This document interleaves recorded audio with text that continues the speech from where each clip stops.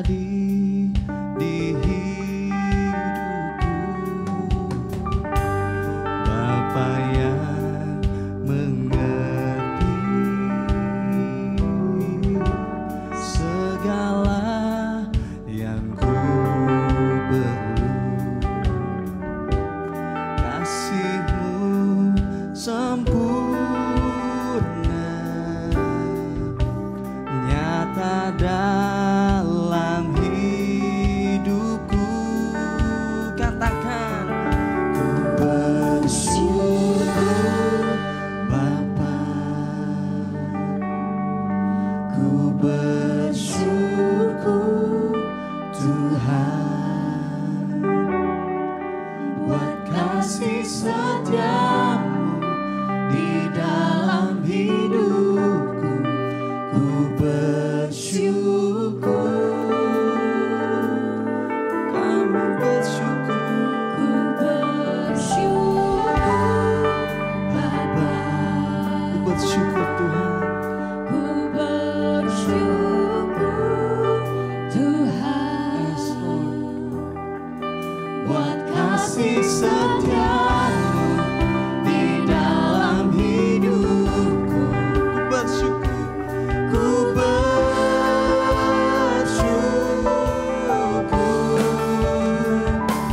Tuhan. Terima kasih Tuhan, kami bersyukur atas segala kebaikan-Mu. Mari sama-sama katakan, banyak yang Kau perbuat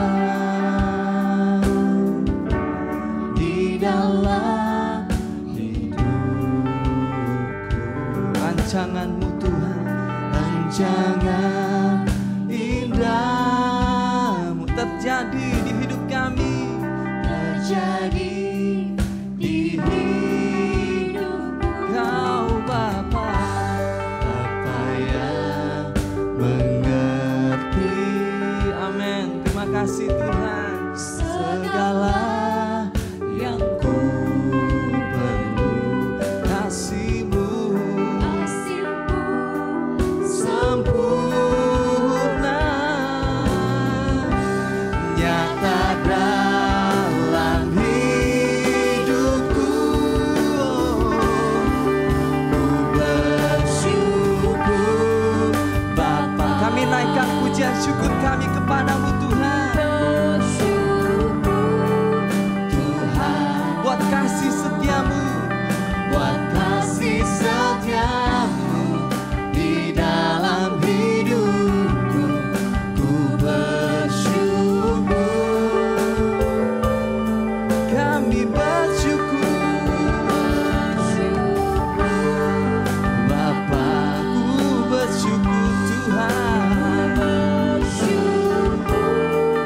Tuhan, buat kasih setia-Mu, buat kasih setia-Mu di dalam hidupku. Bersyukur, ku bersyukur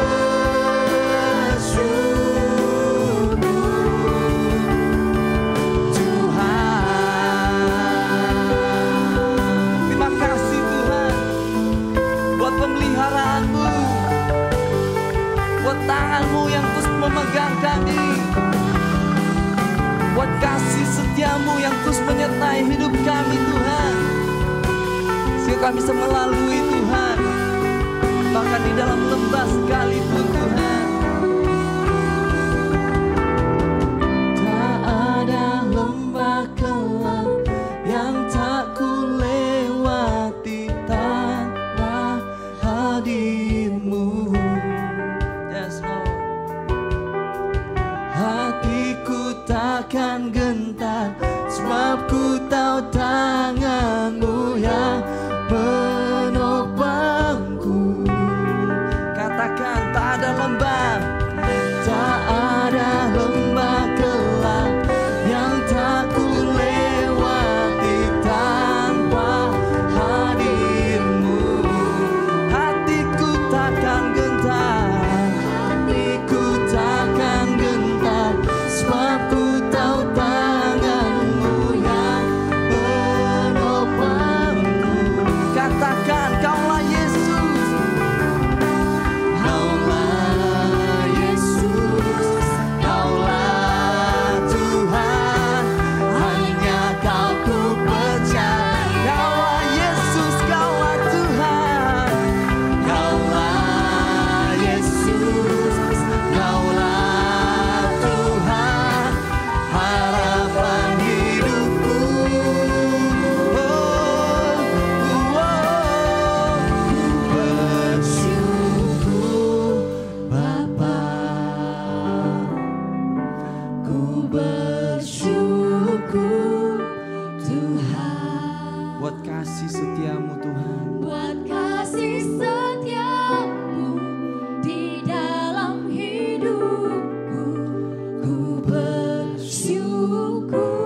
terima Tuhan. Angkat pujian syukurmu kepadanya. Katakan, Ku bersyukur Bapa, kami bersyukur Tuhan. ku bersyukur Tuhan, Buat kasih setiamu, buat kasih setiamu di dalam hidup. mari Bapak Ibu saya undang kita berdiri sama-sama.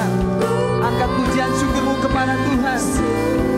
Oh, ku bersyukur Bapa, ku bersyukur Tuhan.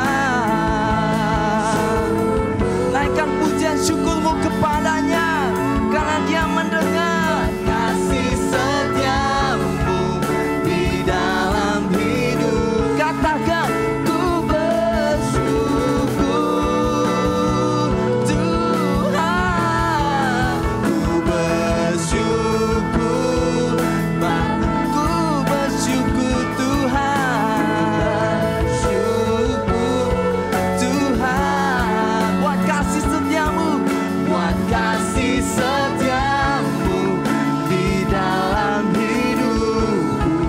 Ku bersyukur, naikkan pujian syukur kepada Tuhan. Oh, ku bersyukur Bapa, terima kasih Tuhan. Ku bersyukur Tuhan, buat kasih setiamu di dalam hidup. Ku bersyukur, ku bersyukur, ku bersyukur, ku bersyukur, ku bersyukur Tuhan, ku bersyukur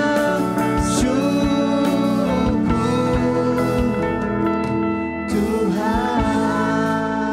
Yes, Tuhan. Saudara, waktu kalau saudara menyanyikan lagu ini, liriknya cukup mewakili perasaan hati kita kepada Tuhan. Salah satu liriknya mengatakan, tak ada lembah kelam yang kulewati tanpa kehadiran Tuhan. Coba saudara ingat-ingat, waktu saudara sedang ada di titik terendah, saudara ada dalam masalah, Tuhan tidak pernah membiarkan saudara sendiri. Tapi tangannya selalu menyertai saudara. Sehingga kalau kita masih ada sampai saat ini, itu bukti penyertaan Tuhan. Bolehkah sekali lagi dengan penuh rasa syukur kepada Tuhan, kita mau katakan, tak ada lembah kelam Tuhan yang kulewati tanpa hadir-Mu.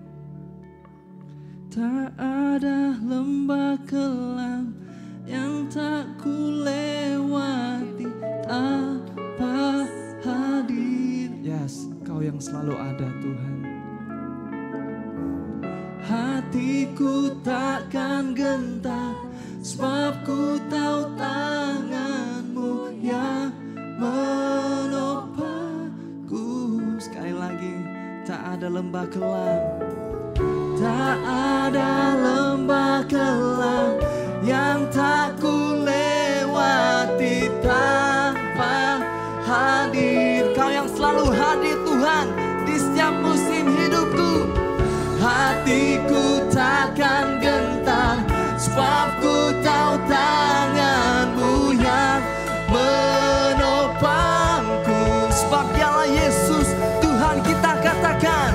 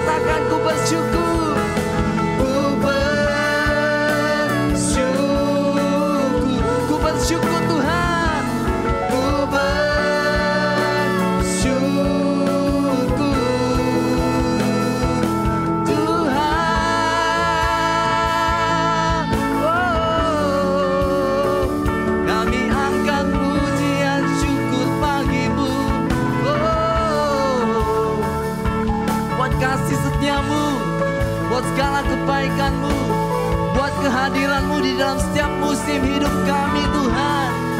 Terima kasih. Oh, mari Bapak Ibu angkat pujian syukur-Mu kepadanya. Oh, Kau yang menjadi harapan kami Tuhan, Kau yang menjadi kekuatan kami. Terima kasih. Oh, kami tinggikan nama-Mu, kami naikkan segala syukur kami bagi Tuhan.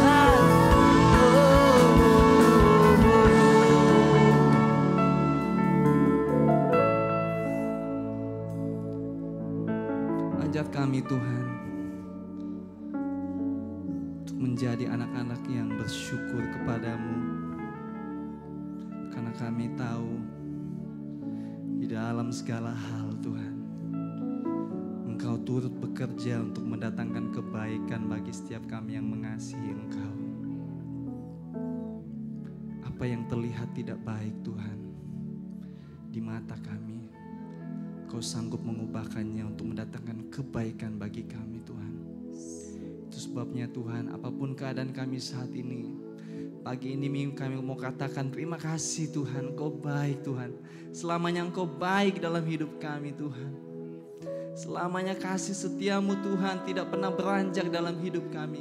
Sekalipun dunia bergoncang Tuhan, sekalipun seluruh keadaan Tuhan tidak sesuai harapan kami, tapi Engkau tetap baik dalam hidup kami Bapa.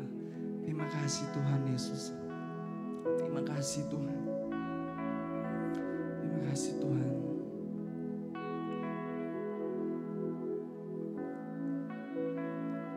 Ku mau selalu bersyukur kepadamu Tuhan.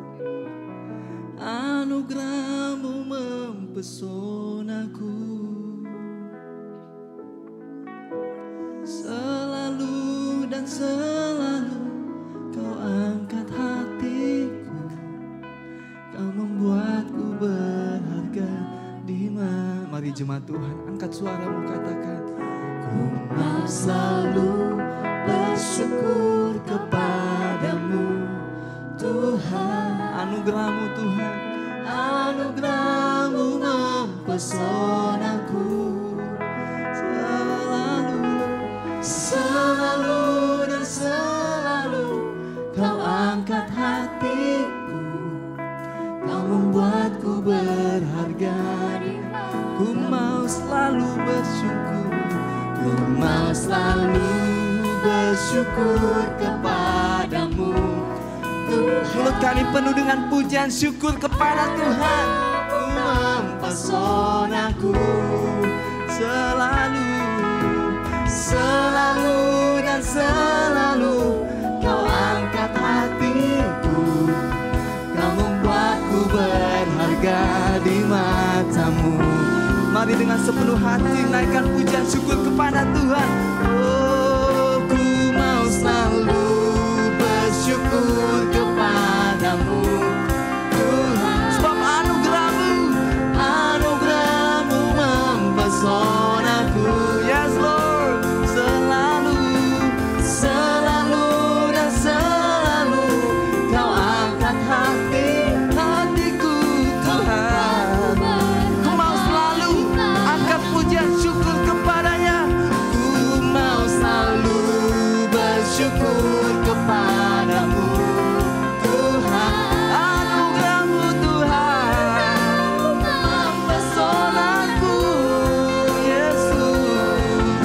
Selalu dan selalu Kau angkat hatiku Tuhan. Di mata selalu Tuhan, selalu, selalu dan selalu Kau angkat hatiku, Kau membuatku berharga. Selalu Tuhan, oh, oh, selalu dan selalu Kau angkat hatiku, Kau membuatku berharga di mata-Mu.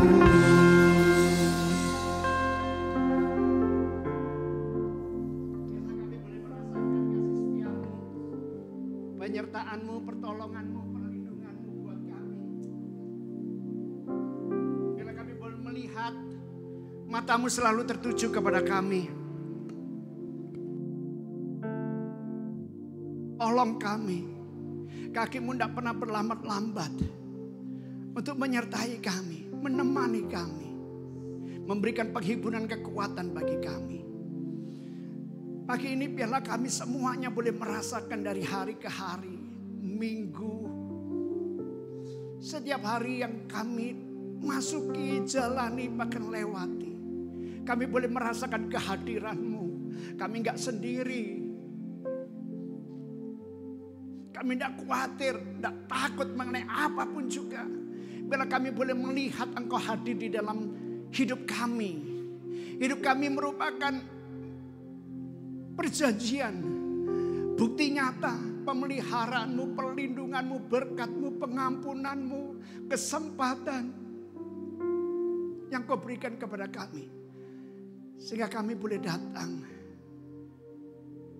Kami boleh mempersembahkan segala ucapan syukur kami lebih dari segala yang kami miliki. Sungguh Engkau baik bagiku. Dan tak pernah berkesudahan kasih setiamu kepada setiap kami. Jemaat-Mu Tuhan boleh mengalami pagi ini. Mengalami kehadiran-Mu.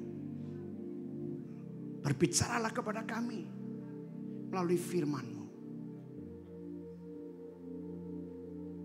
Yang akan memberikan kekuatan, penghiburan, keteguhan di dalam hidup kami.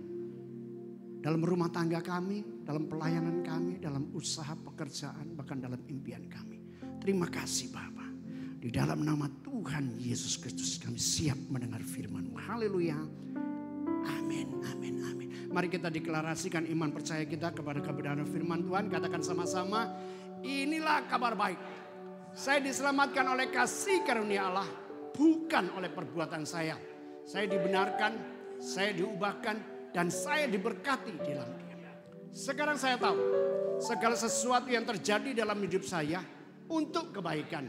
Karena saya dipanggil sesuai dengan rencananya. Bersama kita hidup untuk kemuliaan Allah. People is our mission. Connect with God and make disciples. Amin, amin, amin. Silakan duduk Bapak Ibu yang terkasih dalam Tuhan. Senang bisa bertemu kembali di tempat ini. Dan melihat semuanya dalam keadaan baik-baik dan sehat-sehat. Terima kasih untuk doanya. Minggu lalu saya tidak bisa berhadir bersama dengan istri saya. Karena saya pergi ke Singapura. Jadi selama 4 hari ya, dari hari Kamis sampai hari Senin. Yang mendoakan saya ke Singapura. Tapi saya ini sebetulnya ke Bali dan Singaraja, saudara. Saya tidak tahu kenapa dia memberitahukan saya ke Singapura. Mungkin dia sedang mempersiapkan saya untuk ke Singapura, ya. Tapi saya tadi tanya sama istri saya, kalau kita ke Singapura itu ngapain sih? Gitu ya. Kalau kita mau check up di Kuala Lumpur aja deh. Kita bisa nikmati makanannya, enak, bisa jalan kaki, gitu ya kan. Kita bisa sama-sama. Kalau Singapura itu mahal, saudara, semuanya mahal. Kami sudah merasakan semuanya itu. Waduh, ya kalau gitu tahun ini diusahakan kita bisa ke mana? Ke Malaysia. Karena setiap tahun kami harus check up, saudara. Nah, William yang memberitahukan, pastor harus check up setiap tahun. Memang benar, kesehatan itu mahal, saudara. Mahal. Kalau kita tahu, maka kita harus berhati-hati. Makanya setiap tahun saya harus cek tubuh saya ini. Kelihatannya sih baik-baik sih kelihatannya. Tapi setelah di CT scan, wow. Harus diambil tindakan. Makanya harus ada pencegahan. Ya. Jadi terima kasih untuk doanya. Dan ketika saya tidak ada karena sudah dipanggil ngomong ke Singapura, saya di WA-in pastor kemana, ditanyain thank you, sudah peduli sama pastornya. Dan juga ada yang mau titip oleh-oleh, sebentar lagi saya bagikan semua oleh-oleh. Ya, itu ya kan, oleh-olehnya.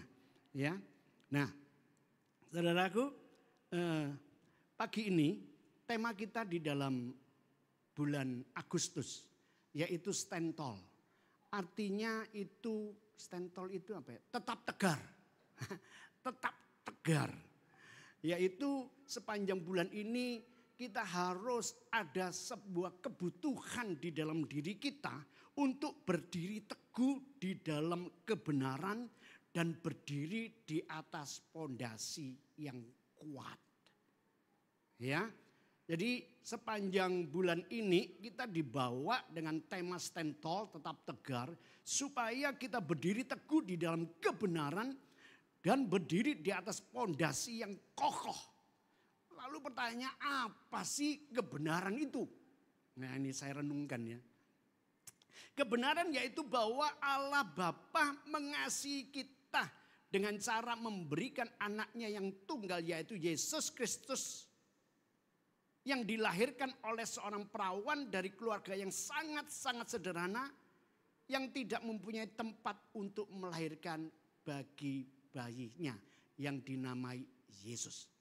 Jadi kebenaran itu apa sih? Kebenaran itu adalah Allah Bapa mengasihi kita semuanya. Tanpa melihat siapa kita. Kesuksesan, ketenaran, jabatan, networking kita begitu luas, pengaruh kita. Dia tidak melihat itu semuanya, tapi melihat sebuah pribadi. Dan dia mengasihi itu. Dengan memberikan anaknya, bukti bahwa dia mengasihi adalah dia memberikan anaknya, yaitu Yesus Kristus. Yang dilahirkan dari seorang perempuan yang sederhana sekali.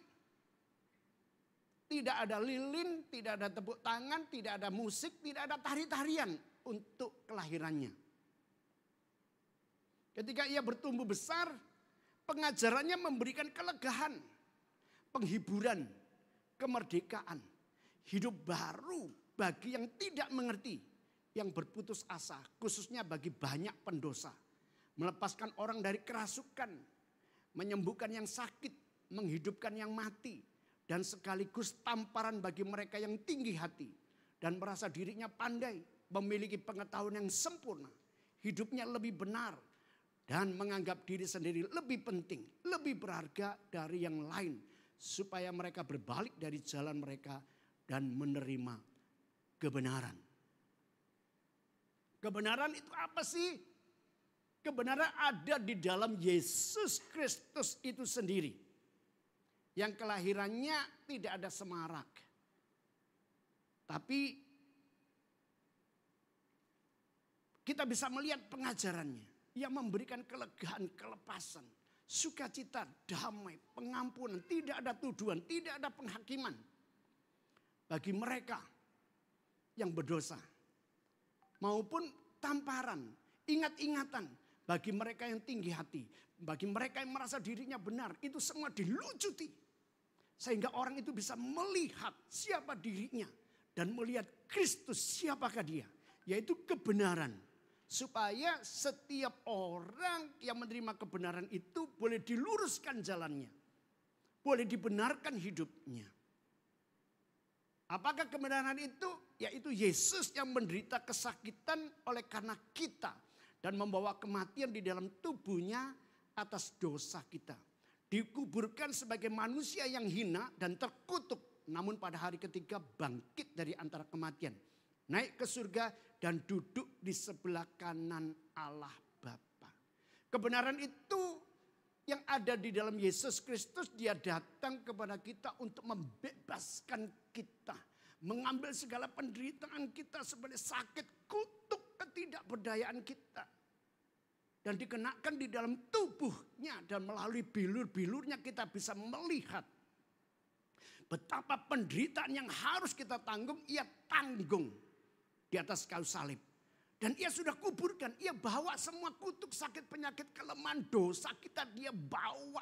Dia kenakan di dalam tubuhnya sebagai mantel. Bilur-bilurnya. Dikuburkan. Namun pada hari ketiga. Allah Bapa membangkitkan dia. Dari antara orang mati. Tidak terlihat lagi bilur-bilurnya. Artinya tidak ada lagi kuasa. Dosa, kutuk, sakit, penyakit, kematian. Yang harus kita kenakan itu di dalam dirinya. Tidak ada lagi, artinya maut sudah ditelan.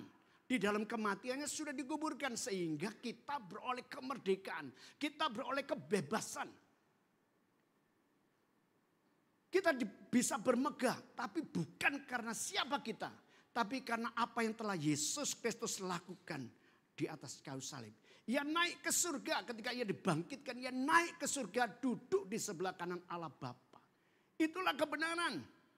Dan dari situ ia akan datang kembali untuk mengadili orang hidup dan mati. Dan setiap orang yang percaya kepadanya.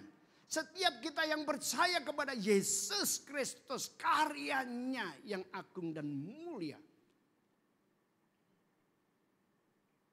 Kepadanya tidak akan dihukum atau mengalami maut. Segala dosanya telah diampuni, disucikan dan dibenarkan.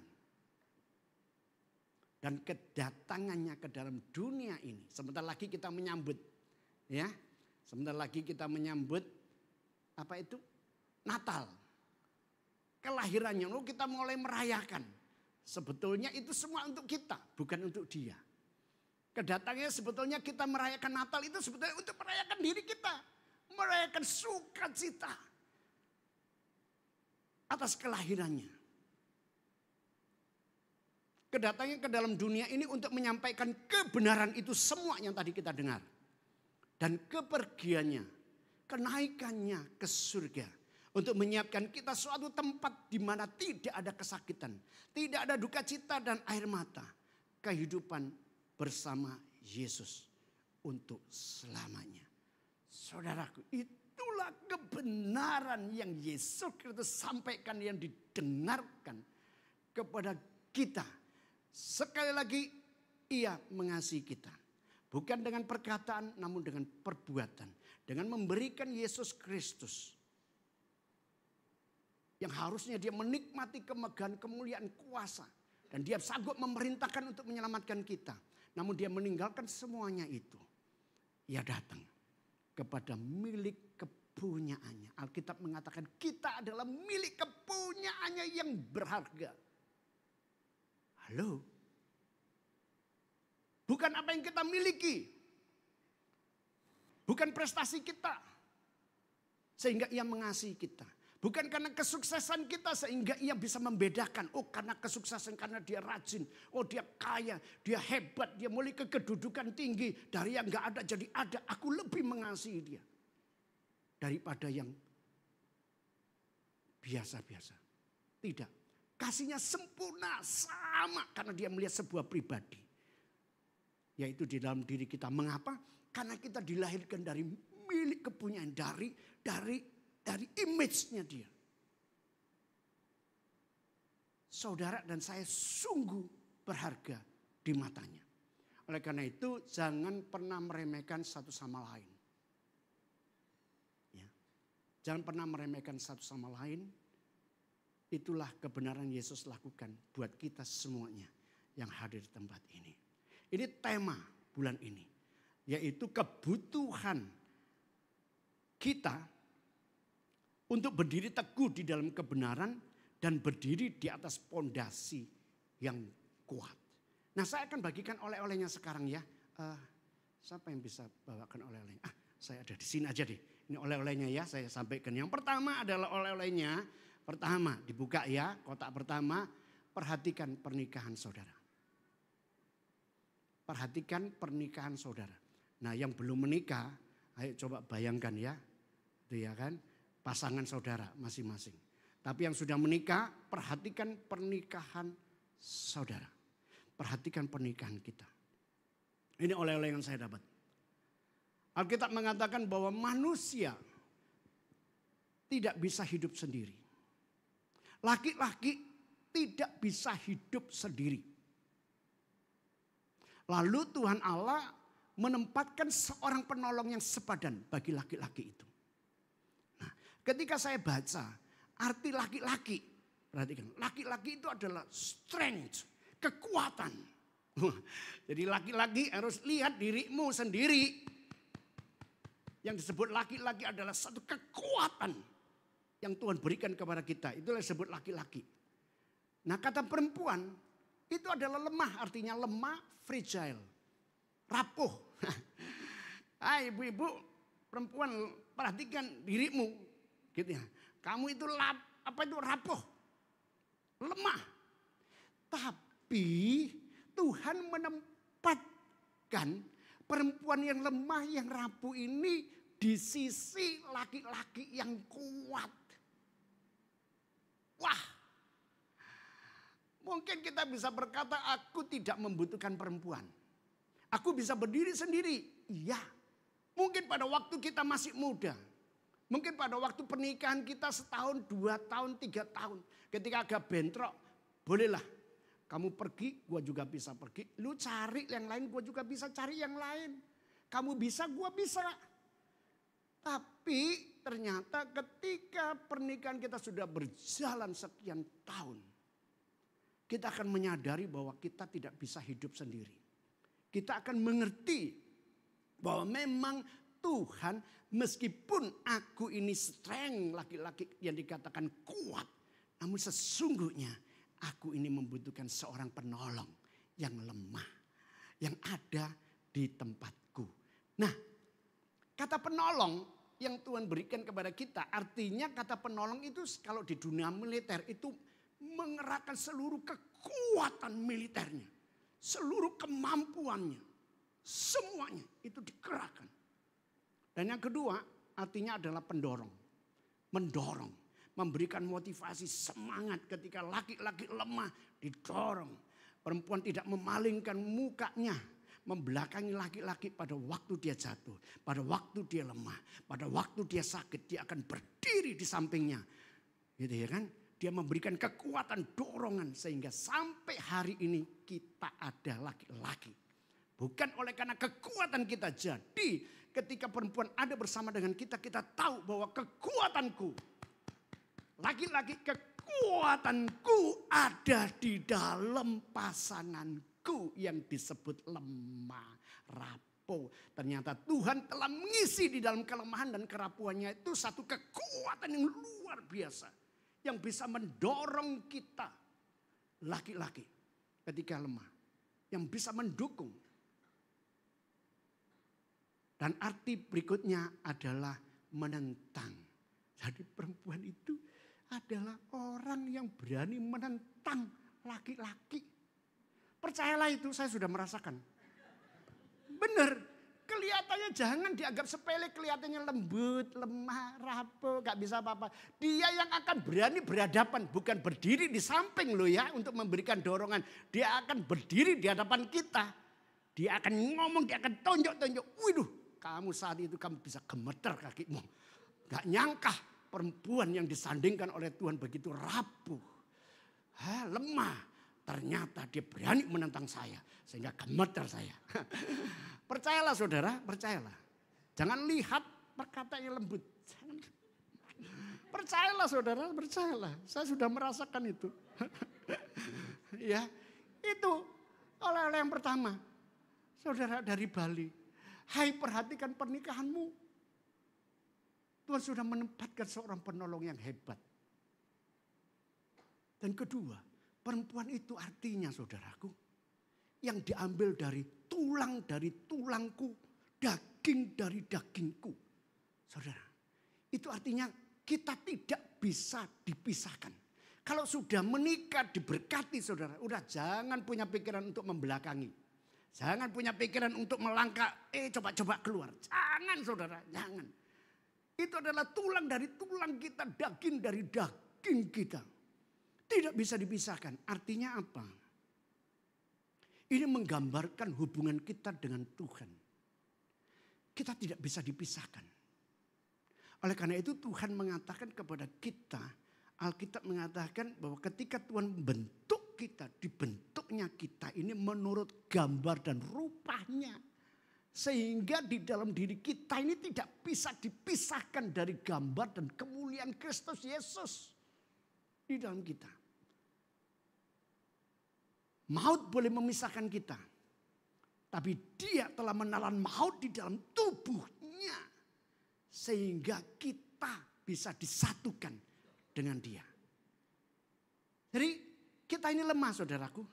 Tapi kekuatan kita ada di dalam diri Yesus Kristus. Laki-laki lemah. Tapi kekuatannya ada di dalam perempuan, di dalam istrinya. Halo laki-laki yang belum punya pasangan, perhatikan, jangan anggap dirimu kuat, kamu tidak butuh.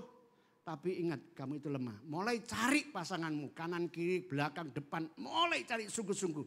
Karena itulah kesempurnaan kita ada di situ. Dan perempuan jangan menganggap dirimu lemah. Karena Tuhan sudah percayakan satu kekuatan yang luar biasa. Untuk memberikan kekuatan kepada pasanganmu, jangan minder. Untuk mendorong dia. Karena satu ketika dia tidak bisa berdiri dan engkau harus berdiri di sampingnya. Dan dia akan menentang engkau. Menentang laki-laki. Itu hadiah yang pertama sudah dibuka. Hadiah yang kedua kita buka saudaraku. Ya, nah ketika saya ada di Bali. Sebelumnya tanggal 31 saya ada sidang raya. Tanggal 1 ada conference di Bali. Nah pada waktu conference tanggal 1 sampai tanggal 3 saya ketemu dengan seorang pengusaha, seorang gembala 26 tahun yang lalu ketika saya dan istri saya belum menikah. Kami masih sekolah di HITS di Harvest Teologi. Kami ada sekitar 10-11 orang, kami praktek pelayanan di desa, di kampung, pelayanan misi. Nah kami pergi ke tempatnya ini, pendeta, pengusaha di Singaraja. Ya, pada waktu itu kami masih PDKT sama istri saya, PDKT. Nah orang ini luar biasa bijak sekali. Dia memiliki 9 toko macam-macam besar, gitu. Dan dia memiliki hati yang luar biasa. Jemaatnya orang sederhana, semuanya sederhana dan banyak kan anak-anak kecil. Dan anak-anak kecil itu dilatih sama dia untuk khotbah, untuk nyanyi. Anak-anak kecil saudara. Terus pergi. Apa itu dijemput, datang, pergi diantar. Ini pengusaha saudara. Pakai jas-jasan ini semuanya. Di situ. Ya, dia bisa melayani seperti itu. Nah saya ketemu orang ini, luar biasa. Dan kebenaran yang saya dengar dari dia adalah ketika kami semua praktek pelayanan di situ. Satu hari dia ada undang satu teman untuk berbicara di gerejanya dia. Di gereja beliau ini. Ketika berbicara selesai, satu orang itu datang kumpul selesai semuanya. Terus dia tanya, Pak gimana khotbahnya? Biasa kan, kadang-kadang kita dikasih survei itu gimana khotbahnya. Jawaban orang ini ngomong, kalau kebenaran, namanya kebenaran itu disampaikan, tidak akan ada pertentangan dan pertanyaan. Namanya juga benar kok, apa yang mau ditanyakan? Namun kedua, jika tidak ada pertanyaan, ya maka perlu ditanyakan kembali. Apakah yang disampaikan kebenaran itu bisa dimengerti atau tidak? Nah kadang-kadang kebenaran adalah kebenaran yang tidak bisa diperbantahkan. Namun apakah kebenaran itu bisa dimengerti oleh kita? Enggak. Makanya itu ini menjadi pedoman buat saya ketika saya ngajar. Ketika saya ngajar saya selalu tanya, ada pertanyaan? Enggak ada. Waduh senang saya. Berarti kebenaran telah disampaikan dengan luar biasa dan bisa diterima. Tapi kedua, apakah benar mereka itu mengerti? Karena pertanyaan kedua, kalau orang tidak tanya itu kadang juga tidak ngerti apa yang kamu sampaikan. Sehingga ketika kita ngajar kita tidak bisa bangga ketika tidak ada yang tanya. Benar, kita harus mikir benar-benar dievaluasi, benar enggak sih pengajaranku, benar enggak sih firman yang aku sampaikan ini. Nah, sehingga kita tidak bisa bermegah, namun kita terus merendahkan diri dan menggali dan menggali dan menggali. Ketika saya ketemu beliau ini 73 tahun sekarang umurnya, dulu 26 tahun. 26 tahun, 73, 26, ya 47. Iya benar ya, 47. Berarti umurnya beliau ini 47 tahun pada waktu itu. Sekarang 73, dia bersama dengan istrinya. Dan saya mendengar kabar, beliau undang saya di Singaraja untuk menyampaikan firman. Dan malam kami diundang makan sama-sama dan beliau menyampaikan semuanya. Ternyata saudara 9 tokonya habis. Bayangkan. 8 tokonya habis, tinggal 1 tokonya. Dia tanya, kenapa Tuhan? dia baik loh. Pelayanan puluhan tahun. Menikah 50 tahun nanti 7 Desember ini. Dia pelayan 5 tahun, 50 tahun. Dia cerita kepada saya bagaimana diambil tokonya satu persatu. Saya dengar omongan yang dia, ini kita makan malam sampai saya enggak kotak-katik makannya, saya mau dengar apa sih yang dia lakukan, apa yang dia katakan, kebenaran apa yang dia mau sampaikan kepada kita, kepada saya. Dia ngomong, anak-anakku sekarang besar, semuanya sudah di Vancouver, di Toronto, ada di mana lagi gitu ya, ada di Amerika. Mereka tidak mau kembali ke Indo dan tidak mau meneruskan pelayanan. Mereka minta bapaknya, sudahlah Pak, stop pelayanan. Bapak jual semuanya dan pergi. Sudah, istirahatlah. Bapaknya gimana ya? Tapi hidupnya itu mau melayani. Gitu. Dia ngomong, Pak bagaimana bisa kuat? Satu hal saya minta kepada Tuhan. Meskipun semuanya diambil daripada saya. Pokoknya istriku itu mau mendengar aku. Istriku mau mendengar perkataanku. Dia mau ada di sampingku. Semua boleh diambil. Tapi istrinya. Wah, ketika ngomong lagi istrinya. Sudahlah. Loh, ini loh Pak Yakub, ini loh buktinya. Sedih loh hatiku ini. Kalau aku ngomong gak didengar sama istriku. Benar enggak? Aku enggak minta apa-apa Pak Yakub. Itu semuanya sudah diambil. Tapi aku mau istriku ini. Waduh, ini orang bijak sekali omongannya itu. Bijak sekali. Saya ngomong sama jemaahnya, berbahagialah engkau. Ada orang yang bijaksana di tengah-tengahmu. Orang sederhana. Kaya juga tidak dilihat. Ketika jatuh tidak dilihat. Tapi dia tetap berdiri di pondasi yang kuat. Yaitu kebenaran firman Tuhan. Apa yang dia mau sampaikan? Ternyata dia ngomong, ini loh ya Pak Yakub ya, nabi ya itu tidak didengar di rumahnya.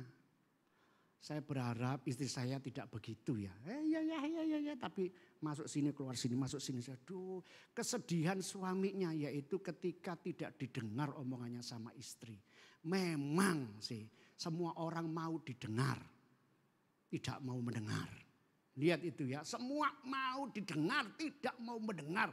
Padahal ketika mendengar itu merupakan kunci utama dalam sebuah pernikahan. Karena kata mendengar itu merendahkan diri. Dengan tulus, dengan sukarela.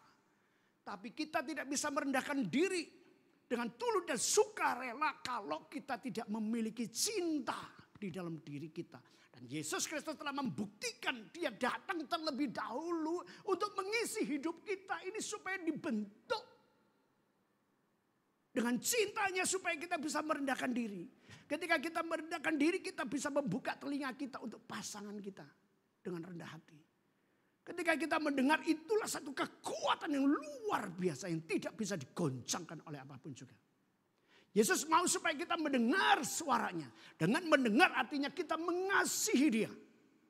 Untuk bukti bahwa kita membalas cintanya dia kepada kita. Sampai hari ini kita bisa berdiri bukan karena apa kita.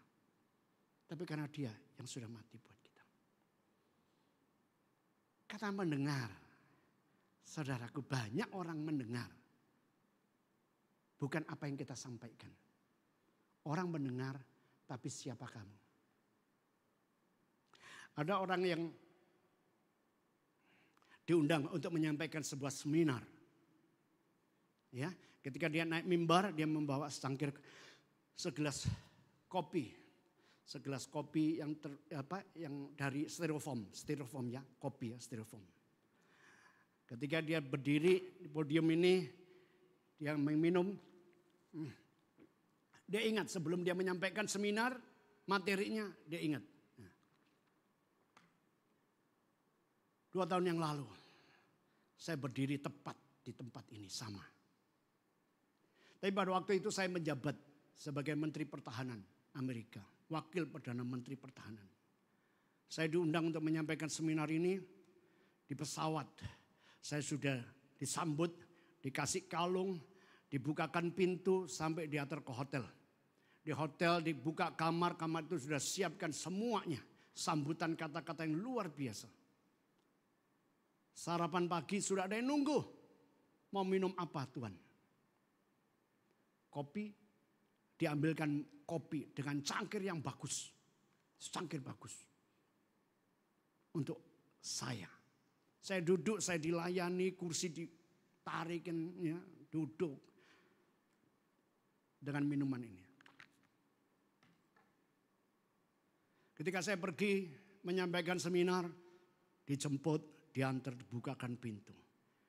Namun hari ini di tempat yang sama. Ketika saya tidak lagi menjabat sebagai Perdana Menteri. Cuman untuk orang yang menyampaikan sebuah seminar. Saya datang sendiri, naik taksi sendiri. Hotel sendiri, ketika sarapan saya tanya kopinya di mana. Ada kopi enggak? Orang itu menunjukkan itu kopinya di sana, kamu bisa ambil sendiri. Tidak ada gelas, tidak ada apa, cuma styrofoam. Saya mulai merenung, sebetulnya pada waktu itu cangkir yang bagus itu bukan ditujukan untuk saya. Tapi untuk jabatan saya, untuk prestasi saya, untuk kesuksesan saya. Bukan untuk siapa saya. Hari ini ternyata saya menyadari bahwa saya layak untuk mendapatkan kopi dengan styrofoam. Sebetulnya demikianlah kita semua yang ada di tempat ini. Orang menghargai kita, orang memperhatikan kita, orang mendengar kita bukan karena apa yang engkau sampaikan. Tapi siapa kamu? Yesus Kristus datang bukan dengan segala kemegahannya sehingga menarik perhatian orang. Dia datang bukan di tengah-tengah badai, petir, gempa bumi. Tidak. Dia datang dengan angin sepoi-sepoi. Tenang. Barang siapa yang bisa menikmati kelembutannya. Dia akan menerima kekuatannya. Sukacita, damai, penghiburan dan hikmatnya.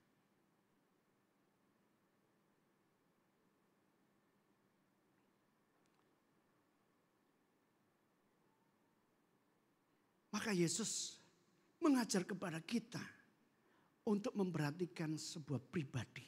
Siapa aja Tuhan bisa kirim. Orang-orang yang penting sekalipun, orang yang tinggi, orang yang sukses, orang yang hebat sekalipun. Dia juga bisa kirim berbicara kepada kita lewat orang yang paling rendah. Orang yang tidak dianggap. Dia sesungguhnya berbicara kepada kita dengan banyak berbagai macam hal, keadaan, situasi apapun juga. Baik senang maupun tidak senang. Maka kita harus memperhatikan telinga kita, memperhatikan mata kita, harus memperhatikan telinga kita, harus kita buka sungguh-sungguh hati kita turut merasakan kehadirannya. Barang siapa yang menemukan di dalam setiap keadaan, barang siapa yang di dalam setiap keadaan bisa menemukan Tuhan, maka dia akan menemukan Tuhan dalam setiap keadaan apapun juga. Maka perhatikan di dalam setiap kehidupan kita ini loh, bahwa Tuhan itu turut campur tangan. Tidak ada satupun yang tidak di luar kendalinya. Bahkan ketika rambut kita jatuh sekalipun dia memperhatikan, dia tahu. Maka perhatikan baik-baik bahwa Tuhan ada bersama dengan kita. Baik di dalam kesuksesan maupun di dalam kejatuhan. Di dalam kesehatan maupun di dalam kesakitan. Di dalam kekuatan maupun di dalam kelemahan kita. Yesus datang, tidak ada yang peduli di dalam kesenyapan. Hari ini kita matanya dibuka sungguh-sungguh untuk melihat, memperhatikan dengan sungguh-sungguh kehadirannya di tengah-tengah kita. Kurang berapa menit saya? Setengah jam. Oh, kok tumben? Oh iya. Nah, Will, 30 menit lagi katanya. Will. Oh 10 menit, oh berapa? Oh iya, oke. Oke, kurang sekali lagi ya. Nah, perhatikan baik-baik saudaraku, perhatikan baik-baik. Yesus datang bukan pada waktu goncang semuanya. Gempa bumi, petir, langit gelap, gulita, badai. Tuhan ada, tidak. Tuhan datang di dalam kesenyapan. Oleh karena itu kita bisa merayakan malam kudus, sunyi senyap. Di dalam kesenyapan, di dalam ketenangan. Tuhan hadir. Makanya itu Iblis berusaha untuk menyibukkan kita semuanya sibuk. Sibuk. Tidak punya waktu untuk orang-orang sekitar kita. Padahal Tuhan mau berbicara kepada kita lewat istri kita. Lewat anak kita, lewat orang tua kita. Lewat pegawai kita. Lewat pelayan-pelayan teman sepelayanan tempat kita. Tuhan mau bicara kepada kita. Nah, perhatikan baik-baik. Ada sebuah cerita yang saya terakhir ini ya. Ada sebuah cerita. Ada seorang bapak tua. Dia pembuat sepatu. Ini sudah pernah dengar enggak ini ya? Siapa yang sudah pernah dengar? Bapak tua pembuat sepatu. Puji Tuhan. Padahal saya sudah sampaikan 3 kali. Jadi makanya itu saya semangat berulang-ulang untuk memberitahukan. Karena banyak yang lupa. Oke, ya. Ini seorang tua. Dia pembuat sepatu. Dia ini cinta akan Tuhan. Setiap hari dia berdoa. Setiap hari dia membaca firman. Merenungkan firman itu. Dan dia rindu. Kepengen ketemu dengan Tuhan. Karena ketika dia membaca firman itu seakan-akan dia ada di dalam firman itu. Saudara, ini bisa saudara rasakan enggak? Saya ini suka baca Koping Ho. Koping Ho, saudara. Ketika kita baca Koping Ho, ya seakan-akan saya ada di dalam dunianya yang diceritakan itu Koping Ho. Sehingga makan itu, puasa berhari-hari nggak apa-apa, nggak minum pun nggak apa-apa. Seakan-akan kita masuk di dalamnya. Nah, Bapak ini ketika baca firman, dia kepingin masuk di dalam, seakan-akan dia masuk di dalam. Dia punya kerinduan untuk ketemu Yesus. Dia takut akan Tuhan. Dia hidup sendiri karena tinggal istrinya meninggal. Karena dia sudah cukup tua. Satu malam ketika dia tidur, ada suara. Martin, hari ini aku akan berkunjung ke rumahmu. Martin kaget. Suara itu begitu jelas di telinganya. Bahwa Tuhan Yesus akan berkunjung ke rumahnya. Waduh, dia senang. Pagi-pagi dia cepat bangun, dia siapkan pekerjaannya semuanya ya kan. Dia siapkan pekerjaannya. Wah, rapi. Dia mau menyambut bahwa Yesus mau datang ke rumah dia. Pada waktu itu musim salju, saudara. Dia duduk, dia sambil kerja, dia lihat di jendela. Lihat jamnya. Waduh, katanya Tuhan Yesus datang. Jam berapa dia mau nyampe datang? Dia tidak memberitahukan. Namun dia mengatakan, hari ini aku akan datang kepadamu, ke rumahmu. Wow, lihat ya. Hujan salju, terus dia lihat keluar, dia kerja, dia lihat keluar, dia kerja, dia lihat jam lagi ya kan. Wah, ketika dia lihat jendela, ada apa itu, tukang pembersih salju. Tukang pembersih salju jalanan. Ya, bapak tua pembersih salju jalanan. Dia memperhatikan, terus dia kerja. Dia memperhatikan lagi, wah bapak itu masih kerja.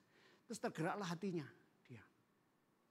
Dia buka pintu, bapak itu dipanggil, ayo masuk, hangatkan tubuhmu dulu.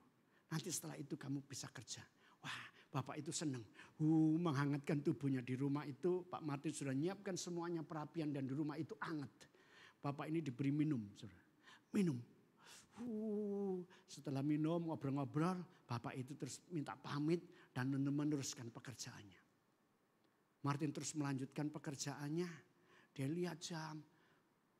Sudah siang hari. Kok Yesus belum datang? Begini kan. Nah, ketika siang hari dia melakukan pekerjaan. Dia nengok lagi ke jendela. Dia nengok jendela lagi.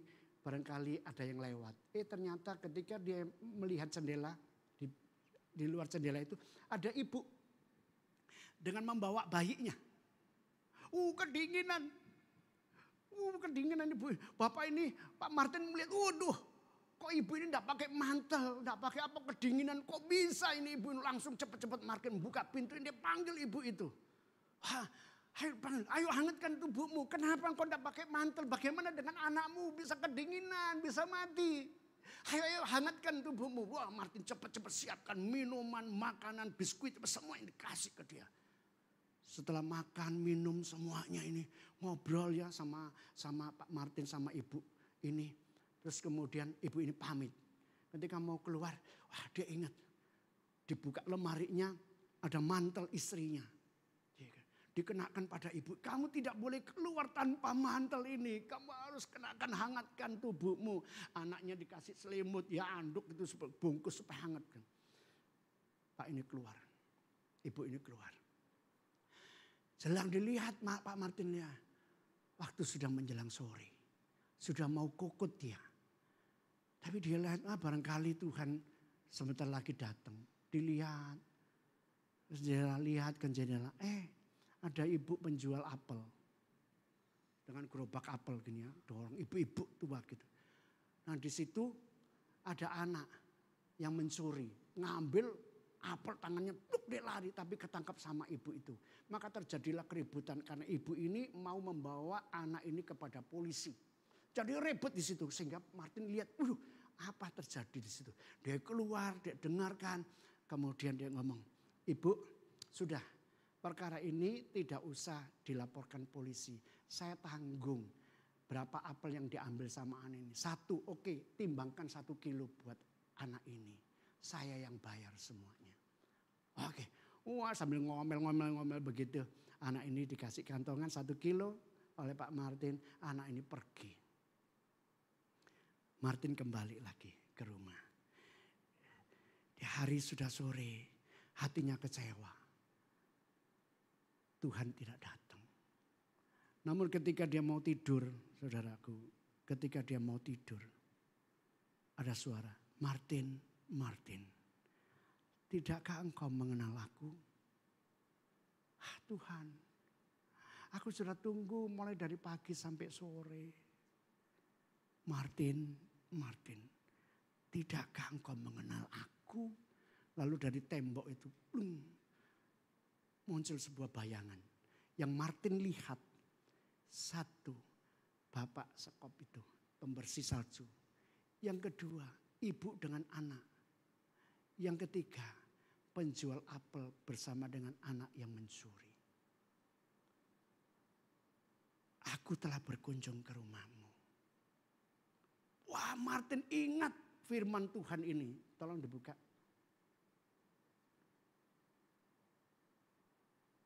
Matius 25 ayat 30. Iya.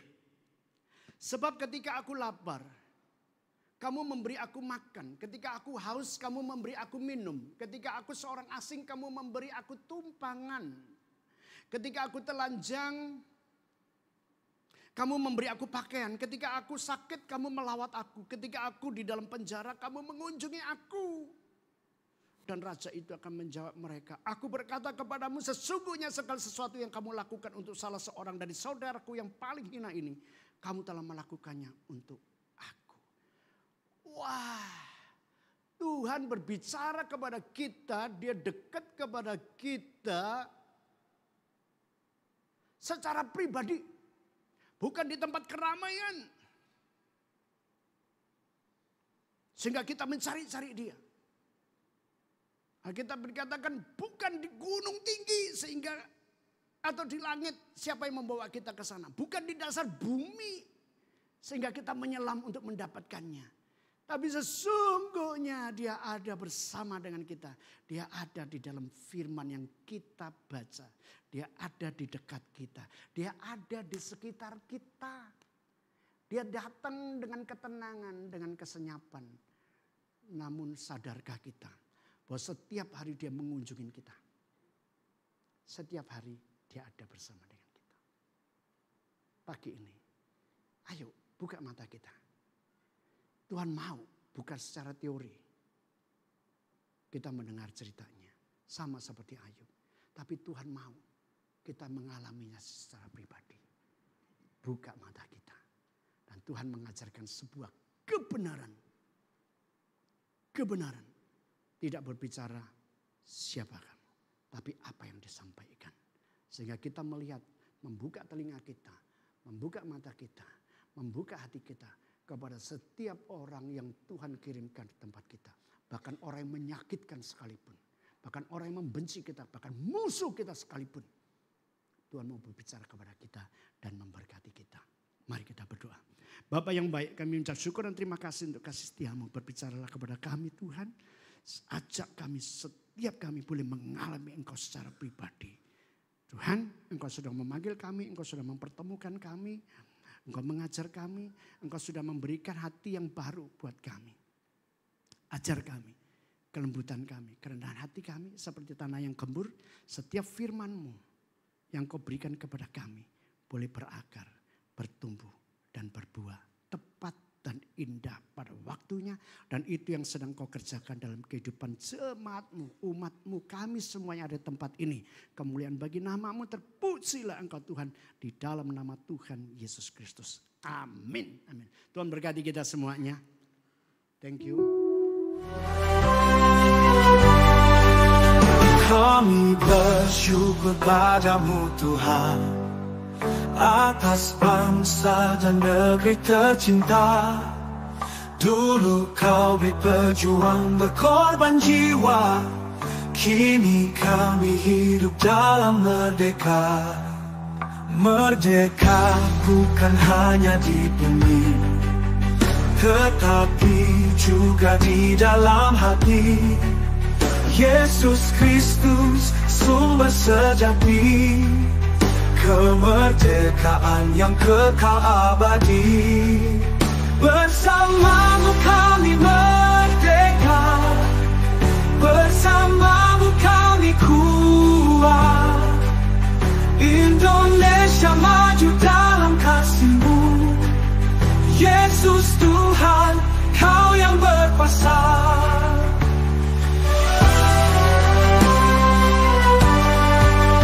Bersamamu kami merdeka, bersamamu kami kuat. Indonesia maju dalam kasih-Mu. Yesus Tuhan, Kau yang berkuasa. Kami bersyukur padamu Tuhan, atas bangsa dan negeri tercinta. Dulu Kau berjuang, berkorban jiwa, kini kami hidup dalam merdeka.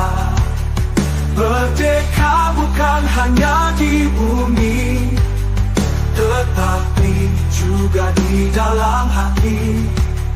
Yesus Kristus sumber sejati, kemerdekaan yang kekal abadi. Bersamamu kami merdeka, bersamamu kami kuat. Indonesia maju dalam kasih-Mu. Yesus Tuhan, Kau yang berkuasa. Bersamamu kami merdeka, bersamamu kami kuat. Indonesia maju dalam kasih-Mu. Yesus Tuhan, Kau yang berkuasa. Kibarkan kasih, nyatakan terang, satukan kami.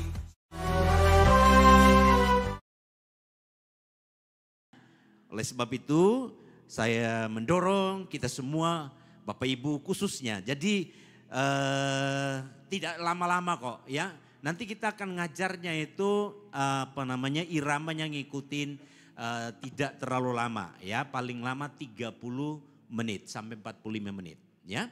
Jadi boleh daftarkan diri Bapak Ibu hari ini untuk ngikutin kelas ini. Baik, yang berikut Bapak Ibu kita sama-sama mengikuti laporan keuangan pada bulan Juli. Kami bersyukur padamu Tuhan, atas bangsa dan negeri tercinta. Dulu Kau berjuang, berkorban jiwa, kini kami hidup dalam merdeka. Merdeka bukan hanya di bumi, tetapi juga di dalam hati. Yesus Kristus sumber sejati, kemerdekaan yang kekal abadi. Bersamamu kami merdeka, bersama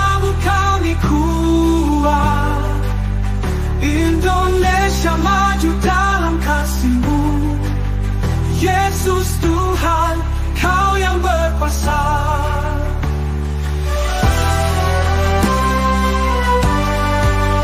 Bersamamu kami merdeka, bersamamu kami kuat. Indonesia maju dalam kasih-Mu. Yesus Tuhan, Kau yang berkuasa. Kami bersyukur padamu Tuhan, atas bangsa dan negeri tercinta. Dulu Kau berjuang berkorban jiwa, kini kami hidup dalam merdeka. Merdeka bukan hanya di bumi, tetapi juga di dalam hati. Yesus Kristus sumber sejati, kemerdekaan yang kekal abadi. Bersamamu kami merdeka, bersamamu kami kuat. Indonesia maju dalam kasih-Mu. Yesus Tuhan, Kau yang berkuasa. Bersamamu kami merdeka, bersamamu kami kuat. Indonesia maju dalam kasih-Mu. Yesus Tuhan, Kau yang berkuasa. Tuhan, Bapak Ibu boleh memasukkan persembahan yang sudah disiapkan dari rumah di amplop-amplop yang ada di kursi-kursi Bapak Ibu sekalian.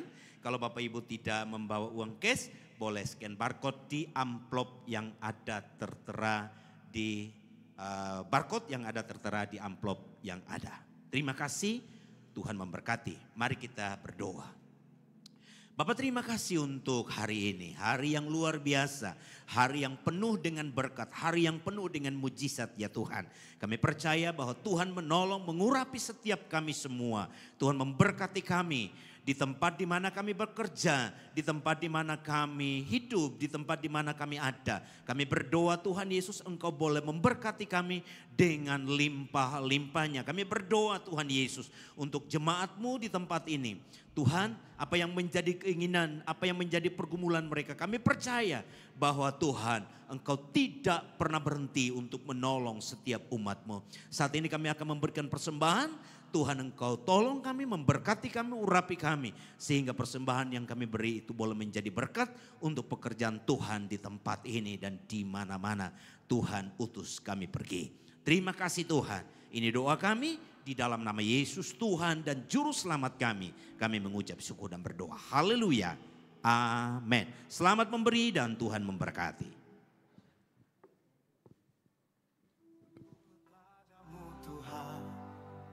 Atas bangsa dan negeri tercinta, dulu Kau berjuang berkorban jiwa, kini kami bersyukur padamu Tuhan. Atas bangsa dan negeri tercinta, dulu Kau berjuang berkorban jiwa, kini kami hidup dalam merdeka. Merdeka bukan hanya di bumi, tetapi juga di dalam hati. Yesus Kristus sumber sejati, kemerdekaan yang kekal abadi. Bersamamu kami merdeka, bersamamu kami kuat. Indonesia maju dalam kasih-Mu. Yesus Tuhan, Kau yang berkuasa.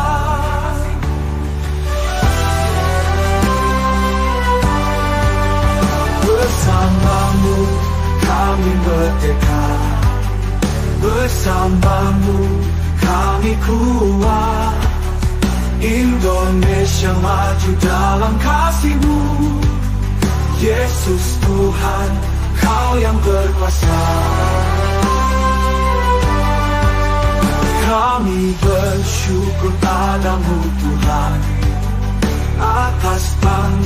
dan lebih tercinta.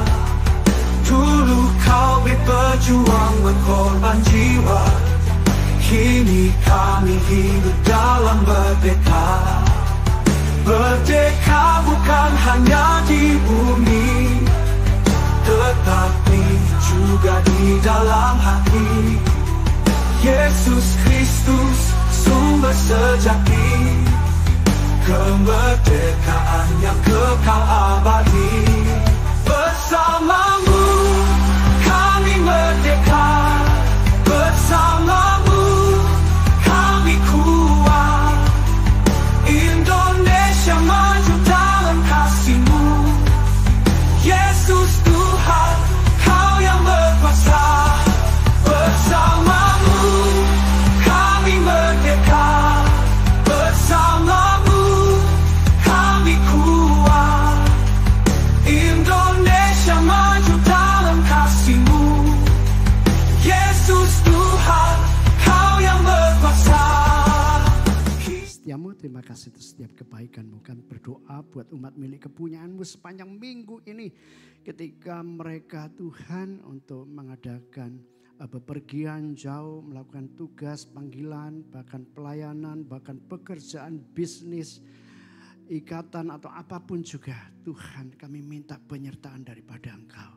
Kami minta kekuatan, kesehatan, perlindungan, hikmat-Mu bagi setiap mereka Tuhan. Dan Kau lepaskan mereka dari yang jahat, bagi orang-orang yang tidak berniat jahat Tuhan. Bahkan jauhkan mereka dari segala mara bahaya, bencana, kecelakaan, rencana si jahat, kuasa gelap, bahkan sakit penyakit. Sehingga kami boleh berkumpul kembali dengan kekuatan daripada Engkau, dengan sukacita penghiburan daripada Engkau, dengan ucapan syukur yang kami angkat melalui pujian penyembahan dan melalui firman, melalui fellowship. Tuhan, kami minta pertolongan penyertaan-Mu atas jemaat-Mu sepanjang minggu ini. Di dalam nama Tuhan Yesus Kristus. Jemaat kasih Tuhan, angkat kedua tanganmu dan terima berkat Tuhan. Allah Abraham, Ishak dan Yakub, Allah hidup di dalam nama Tuhan Yesus Kristus. Aku meletakkan namamu yang ajaib. Nama yang hidup itu turun atas segenap umat milik kepunyaanmu di tempat ini. Tuhan memberkati dan melindungi engkau. Tuhan menyinari engkau dengan wajahnya dan memberi engkau kasih karunia. Tuhan menghadapkan wajahnya kepadamu dan memberi engkau damai sejahtera. Demikianlah Tuhan Allah Abraham, Ishak dan Yakub, Allah hidup di dalam nama Tuhan Yesus Kristus. Aku telah meletakkan namamu atas segenap umat milik kepunyaanmu di tempat ini. Seperti yang kau perintahkan, demikianlah umatmu ini diberkati. Di dalam nama Tuhan Yesus Kristus, yang percaya berkat Tuhan katakan sama-sama. Amin, amin, amin, amin. Tuhan berkati kita semuanya. Selamat hari Minggu, beri salam satu sama lain. Jangan cepat-cepat pulang, kita nikmati fellowship yang sudah disediakan di depan. Sekali lagi thank you teman-teman semuanya. Tuhan Yesus memberkati.